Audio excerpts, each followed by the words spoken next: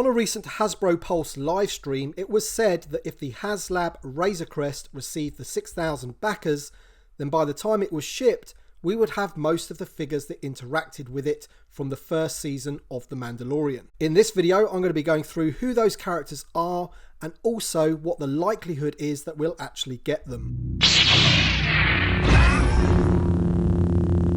Hi there Star Wars collectors, my name's Tim and welcome to another Bossk's Bounty video. Now, as I mentioned in the intro, in this video I'm going to be going through all of the characters from Season 1 that interacted with the Razocrest and work out which figures I think will actually be made by the time we have the ship in our collections. Now, before we get started, I would kindly ask that if you do happen to enjoy this video, please leave a like, and if you are new to the channel, be sure to subscribe and click the little notification bell so you never miss a future video. Now, of course, we do already have a few of the figures and some have already officially been announced, so I won't be covering figures like the Mandalorian in his Beskar armor or the child in this video. This is about currently unannounced figures that interacted with the Razocrest in Season 1. Alright, so first and foremost, let's get the obvious main characters out of the way and start with everyone's favourite Ugnaught, Quill. I think a vintage collection Quill figure is a dead cert, no pun intended, and will no doubt be made in time for when the Razocrest drops. He was, after all, one of the main characters from Season 1. He helped the Mandalorian fix up the Razocrest after it was left in pieces by the Jawas. He was also on board in Episode 7 when they went to meet up with Greef Karga. So this little guy had multiple interactions with the Razocrest, and of course there is also the fact that he is being released in the Retro collection, and you can bet your bottom dollar that Hasbro will utilise the same card back. Next up are the Jawas I just mentioned, a figure already available in the Black Series and another certainty for the vintage collection in my opinion. The press release for the Razocrest even describes recreating the scene from Episode 2 with all the removable panels, and to do that properly you're going to need off-world Jawas. It'll be interesting to see if we get two on one card, but I suspect we will only get the one, but hopefully it'll be packed in with some kind of accessory. Perhaps the Mudhorn egg would be a good one. Moving on to Greef Karga, and this one is already rumoured to be released in 2021, which is good considering he had plenty of interactions with the ship. He is also in Season 2, cementing him as one of the major characters. Again, he is being released in the Retro collection, so the card back will already be in production, and again it just cements the fact that he is definitely coming to the vintage collection and we will have him before we get the Razocrest. Next up is IG-11, another big character from Season 1 and another one that had plenty of interactions with the Razocrest. IG-11 is just a must-have character for me, and I'm surprised we haven't already seen him in the vintage collection. I feel he should have been released in the same wave as Cara Dune and the Mandalorian himself, similar to what Hasbro did for the Black Series. But again, I would be absolutely amazed if we didn't have an IG-11 in our collections by the time the Razocrest drops. So that's the major characters, but what about some of the other characters that perhaps were in just one episode or only had a fleeting interaction with the Razocrest?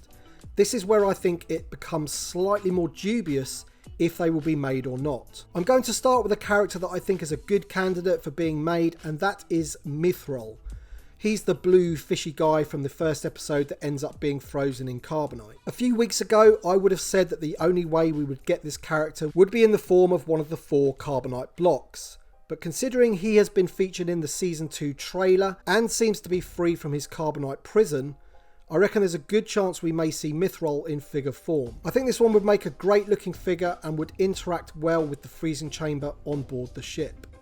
Next up we have Paz Vizsla, also known as the heavy armoured Mandalorian. Now this is another figure that we have already had in the Black Series, and what a figure it is by the way, but can we class a flyby as an interaction with the Razocrest? I'm calling it right now that we can.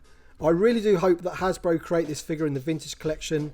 As I say, the 6-inch version is one of my favourite Black Series figures, and if the 3.75-inch version is half as good, then we'll have a top figure on our hands. Moving on to Episode 5 and everyone's favourite Han Solo wannabe, Toro Calasan. Now for me, Episode 5 isn't one of the stronger episodes, and that's kind of how I feel about the character as well. He's in it, but he is easily forgettable, and spoiler alert, he dies before any type of character development can happen. But he does interact with the Razocrest, so will Hasbro produce a figure for him? For me, I think it's one that might give them peg-warming nightmares and bring back unwanted memories of the Black Series DJ. So for me, this one is probably a no. Another character from the same episode is Peli Motto, and spoiler alert, she's in the first episode of the second season as well. And again, she has had plenty of interaction with the Razocrest, and the child for that matter. But will she actually be made into an action figure? If it was 2008, I would probably say yes, but in 2021, I really do not think so. I feel there are far more deserving and interesting characters that I think collectors would prefer. 4 of those are the Jailbreak team from episode 6. Now I'm sure I'm not alone in placing this episode as one of the best from the whole series. It had a bit of everything, cool alien characters, loads of action, plus a bunch of X-Wings at the end. I mean, what more do you want from a Star Wars TV show? The team consisted of Zero, a bug-like droid similar to Forlom or Zuckuss if you're an old school person like me, Berg the Deveronian, Mayfeld played by Bill Burr, the guy with the guns on his back, and Shan, a female Twi'lek. Now all 4 of these did have interactions with the Razocrest. Obviously the droid Zero even piloted it at one point. So for me, these 4 characters are popular enough and are the most likely to be made into figures for the vintage collection. I think it would give the line some much needed alien characters and some of the best characters from season 1 on a whole. I do, however, think expecting Quinn, who is the male Twi'lek, and Ranzar Malk, the guy with the beard who sort of sets up the team to go and do the prison break in the first place, might be pushing it a little bit though. For me, they either didn't have a big enough part or just didn't interact with the Razocrest enough, and that would be a big enough excuse for Hasbro not to produce those figures. We then of course have the Blurgs. Now, even though I don't think an in-scale Blurg would fit into the Razocrest, I don't think that should be a reason not to make one. I think it'd be really cool if we got 1 or even 2 in a vintage style box, similar to what they did with the Tauntaun back in 2011. The Blurgs featured in multiple episodes and also got to ride on the Razocrest, so for me, they are a must-have. So that's it, apart from a few very minor characters that we have absolutely no chance in getting.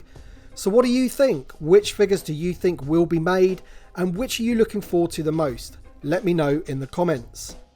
But that's it for this video. I hope you've enjoyed it. Thank you very much for watching as usual, and we shall see you on the next one.